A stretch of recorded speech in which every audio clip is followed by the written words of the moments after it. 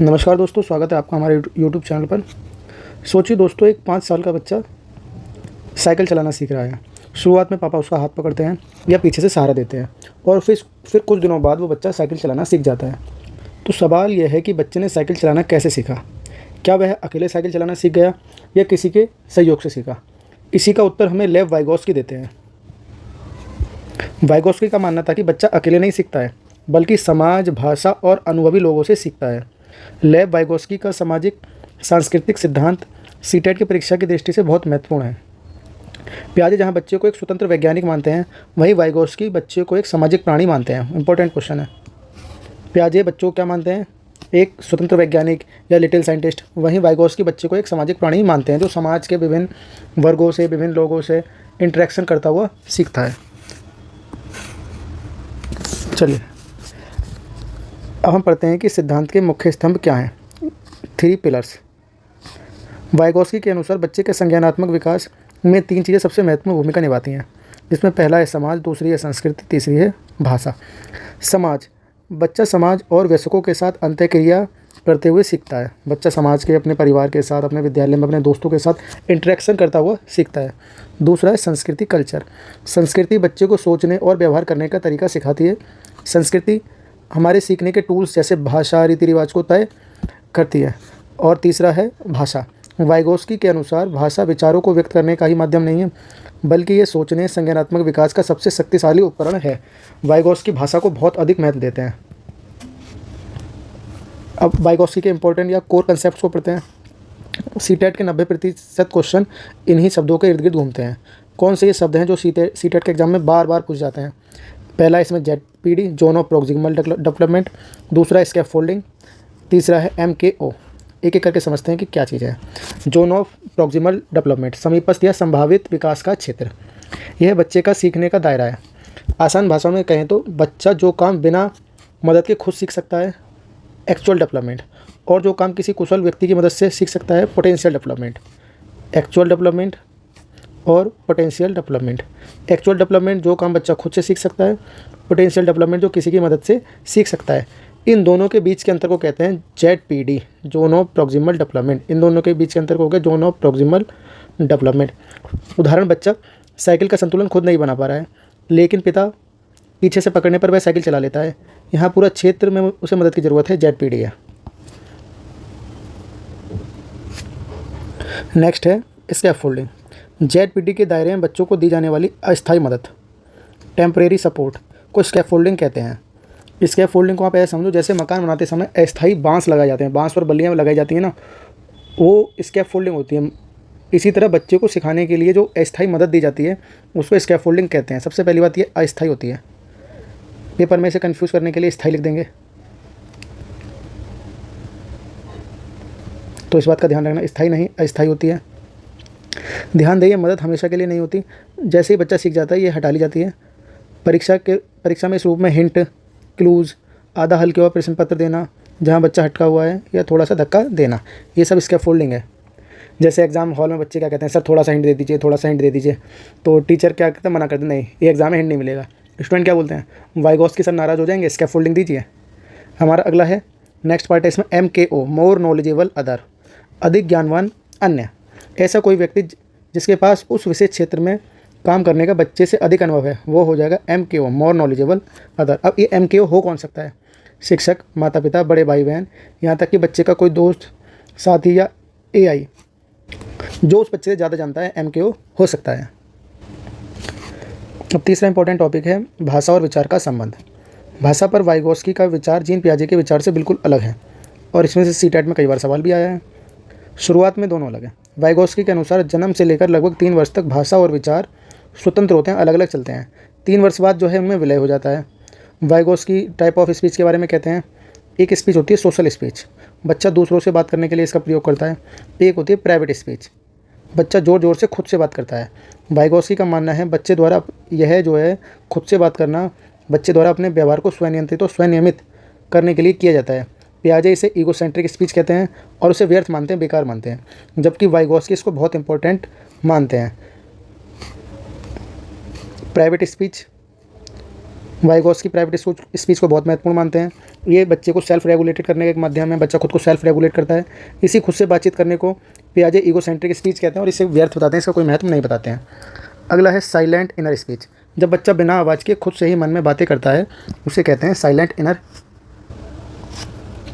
Classroom में application क्या है वाइगॉस्की के सिद्धांत की। एक शिक्षक के रूप में आप वाइगॉस्की के सिद्धांत को कक्षा में कैसे लागू करेंगे। सीटेट में ये सवाल पूछ लिए जाते हैं। जैसे ये इंपॉर्टेंट है, कोलैबोरेटिव या कोऑपरेटिव लर्निंग। कहीं भी कोलैबोरेटिव या कोऑपरेटिव लर्निंग आए, किससे जुड़ा हुआ है, वाइगॉस्की से जुड़ा हुआ है। बच्चों को समूह में एक दूसरे के सहयोग के साथ सीखें। रेसिप्रोकल टीचिंग, इसमें शिक्षक और छात्र मिलकर किसी गद्यांश या समस्या पर चर्चा करते हैं। अब रेसिप्रोकल टीचिंग में 4 कौशल शामिल हैं। इसमें प्रश्न पूछना, सारांश निकालना, स्पष्ट करना और भविष्यवाणी करना, ये 4 कौशल शामिल होते हैं। चारों को याद रखेंगे रेसिप्रोकल टीचिंग में। क्वेश्चनिंग, समराइजिंग, क्लेरिफाइंग और प्रेडिक्शन। पीयर ट्यूटोरिंग, तेज बुद्धि या कुशल बच्चे अपने सहपाठियों की मदद से सीखते हैं। सोशल कंटेक्स्ट, शिक्षक हमेशा बच्चे के वास्तविक या सामाजिक जीवन के शिक्षण जो है बच्चे का हमेशा वास्तविक और सामाजिक जीवन से जुड़ा हुआ होना चाहिए। चलिए एक बार तुलना कर लेते हैं जीन पियाजे और वाइगॉस्की की। जैसे सीखने का आधार, जीन पियाजे कहते हैं जैविक परिपक्वता और स्वयं की खोज, मतलब स्वयं से ही वो खोज करते हैं बच्चे और धीमे धीमे परिपक्व होते हैं और सीखते रहते हैं। लेव वाइगॉस्की कहते हैं सीखने की का जो आधार है वो सामाजिक अंत्यक्रिया और संस्कृति है। विकास की प्रकृति, नेचर ऑफ डेवलपमेंट कैसा है। जीन पियाजे कहते हैं कि जो है असत है, डिसकंटिन्यूअस और अवस्थाओं में होता है। जैसे एक अवस्था होगी सेंसरी मोटर, उसके बाद दूसरी अवस्था आएगी प्री ऑपरेशनल, तीसरी आएगी कॉन्क्रीट ऑपरेशनल, चौथी आएगी फॉर्मल ऑपरेशनल। तो विकास एक असतत है, डिसकंटिन्यूअस है, स्टेजेस में होगा। जबकि लेव वाइगॉस्की कहते हैं विकास जो है कंटिन्यूअस है और लगातार चलता रहता है। भाषा और विचार, जीन पियाजे कहते हैं पहले विचार आता है फिर बाद में भाषा आती है। Thought प्रेसीड language. वाइगॉस्की कहते हैं पहले भाषा आती है और विचार को निर्देशित करती है। भाषा को बहुत ज़्यादा महत्व देते हैं वाइगॉस्की, बहुत ही ज़्यादा महत्व देते हैं। बच्चे की भूमिका क्या है। जीन पियाजे कहते हैं बच्चा नन्हा वैज्ञानिक है, अपने ज्ञान का निर्माण स्वयं करता है। जबकि लेव वाइगॉस्की कहते हैं ज्ञान का सह निर्माता होता है जो सोसाइटी के साथ इंटरेक्ट करते हुए सीखता है। अब इसकी लेव वाइगॉस्की की लिमिटेशंस क्या हैं, आलोचनाएं क्या हैं। वाइगॉस्की ने सामाजिक और सांस्कृतिक कारकों पर इतना ध्यान दिया है कि उन्होंने विकास के जैविक और आनुवंशिक पहलुओं को नज़रअंदाज कर दिया है। मतलब बायोलॉजिकल और जेनेटिक फैक्टर्स को तो नज़रअंदाज कर दिया है, सब कुछ सोशल इंटरेक्शन को मान लिया है। अब सीटेट स्पेशल कीवर्ड क्या क्या हैं जो जिसमें इंपॉर्टेंट हैं, जो आते ही हमें पता चल जाएगा कि ये क्वेश्चन लेव वाइगॉस्की से आया है। इसमें है कीवर्ड है हमारे सोशल इंटरेक्शन है, स्कैफोल्डिंग है, जोन ऑफ प्रॉक्सिमल डेवलपमेंट है, प्राइवेट स्पीच है, कल्चरल टूल है। ऐसे अगर सब दिखें तो 99%, मैं कहूँगा 100% चांस है कि वो लेव वाइगॉस्की उनका आंसर होगा। कुछ अदर इंपॉर्टेंट पॉइंट और लेव वाइगॉस्की से पढ़ लेते हैं। इसमें है रेसिप्रोकल टीचिंग, ये इसमें से कभी कभी सवाल आ जाता है। इसमें 4 जो है रणनीतियाँ शामिल हैं। प्रेडिक्टिंग, पूर्वानुमान लगाना, छात्र खुद से सोचते हैं कि आगे क्या हो सकता है। प्रश्न पूछना, पढ़ेगा इससे सवाल तैयार करना, स्पष्ट करना, कठिन शब्दों में विचारों को स्पष्ट करना। चौथा है सारांश निकालना या समरी बनाना, पूरी बात को संक्षेप में दोहराना। एक इंपॉर्टेंट टॉपिक है निजी संवाद या प्राइवेट स्पीच। जैसे सीटेट का एक अच्छा पसंदीदा क्वेश्चन है, एक 5 साल की लड़की कपड़े तय करते हुए खुद से बात करती है। 5 साल की लड़की है, कपड़े तय लगा रही है, खुद से बात करती है। यह क्या है, यह है प्राइवेट स्पीच है। वाइगॉस्की के अनुसार बच्चे जैसे जैसे बड़े होते हैं, जैसे लगभग 7 वर्ष तक, यह भारी रूप से ज़ोर ज़ोर से बोलना बंद हो जाता है और यह साइलेंट इनर स्पीच बन जाती है। यानी विचार ख़त्म नहीं होते, ये बस उनके मन के अंदर चले जाते हैं। एक स्कैफोल्डिंग, नेचर ऑफ स्कैफोल्डिंग क्या है, कैसा है। यह मात्रा में गुणात्मक और बदलती रहती है। बच्चा जैसे जैसे खुद सीखने लगता है शिक्षक द्वारा दी जाने वाली मदद कम कर दी जाती है। मतलब ये चेंज होती रहती है, डायनेमिक होती है। शुरुआत बनाम अंत, शुरुआत में ये ज़्यादा होती है, फिर धीरे धीरे हिंट या क्लू के रूप में रह जाती है। जैसे कि एक छोटा बच्चा लिखना सीखता है तो पहले उसे हाथ पकड़ के लिखवाते हैं, फिर धीमे धीमे वो खुद से सीख जाता है तो धीरे धीरे धीरे स्कैफोल्डिंग को हटा लिया जाता है, कम कर दिया जाता है। यह डायरेक्ट इंस्ट्रक्शन नहीं है, शिक्षक बच्चे को उत्तर नहीं बताता है बल्कि उसे उत्तर तक पहुँचने का रास्ता दिखाता है। स्कैफोल्डिंग में हम सीधा सीधा बच्चे को उत्तर नहीं बता देते हैं, बच्चे को उत्तर तक पहुँचने के लिए एक रास्ता तैयार करते हैं, एक मचान तैयार करते हैं हम। कल्चरल टूल्स क्या हैं। वाइगॉस्की केवल संस्कृति की बात नहीं करते बल्कि वह सांस्कृतिक उपकरणों का जिक्र करते हैं जो बच्चे के दिमाग का विकास करते हैं।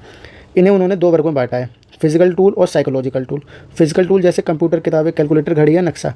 साइकोलॉजिकल टूल भाषा को बहुत अधिक महत्व दिया है, संकेत, गणितीय प्रणालियाँ। अगला हमारा पॉइंट है सहयोगात्मक अधिगम बनाम व्यक्तिगत मूल्यांकन। वाइगॉस्की के अनुसार बच्चे समूह में बेहतर सीखते हैं, इसलिए शिक्षक को कक्षा में इंडिविजुअल टेस्ट के बजाय सहयोगात्मक परियोजनाओं या ग्रुप प्रोजेक्ट या पीयर असेसमेंट को बढ़ावा देना चाहिए।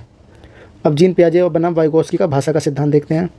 सीटेट में इस वाक्य को लेकर बहुत भटकाया जाता है, इसे हम ध्यान से थोड़ा समझ लेते हैं। जीन पियाजे का क्या मानना था? जीन पियाजे कहते हैं विचार भाषा को जन्म देता है और उसे निर्देशित करता है। जीन पियाजे कहते हैं पहले विचार आया, इसने भाषा को जन्म दिया, उसको निर्देशित करता है, उसे डायरेक्ट करता है। Thought come first then language. वहीं दूसरी ओर लेव वाइगोत्स्की का मानना था भाषा विचार को जन्म देती है, भाषा पहले आएगी फिर विचार आएगा, ये वाइगोत्स्की का मानना था, और उसको डायरेक्ट करती है लैंग्वेज शेप थॉट। चलिए एक प्रश्न को समझ लेते हैं। रोहन एक पहेली को, पजल को हल करने की कोशिश कर रहा है, वह एक जगह अटक जाता है। उसकी शिक्षिका उसे पूरी तरह से हल बताने के बजाय केवल एक छोटा सा हिंट दे देती है, जैसे कि यह टुकड़ा यहाँ फिट नहीं होगा क्योंकि इसका कोना एक कोना गोल है। शिक्षिका जो टीचर है वो यहाँ क्या कर रही है? वो उसे स्कैफोल्डिंग प्रोवाइड करा रही है, जिससे रोहन अपने जोन ऑफ प्रॉक्सिमल डेवलपमेंट को पार कर सके। अब इसी के साथ हमने लेव वाइगोत्स्की को 100% कवर कर लिया है। जो भी प्रश्न आने लेव वाइगोत्स्की से संबंधित इन्हीं से आएंगे जो हमने पढ़ा है, जाना है, समझा है। आप इस वीडियो को 1-2 बार अच्छे से देख लें, कहीं कुछ छूट ना जाए। और आज के लिए आप लोगों का धन्यवाद, आपने ये लेक्चर देखा। अगर आप कुछ इसमें सुधार करवाना चाहते हैं तो कमेंट ज़रूर करें। Thank you so much.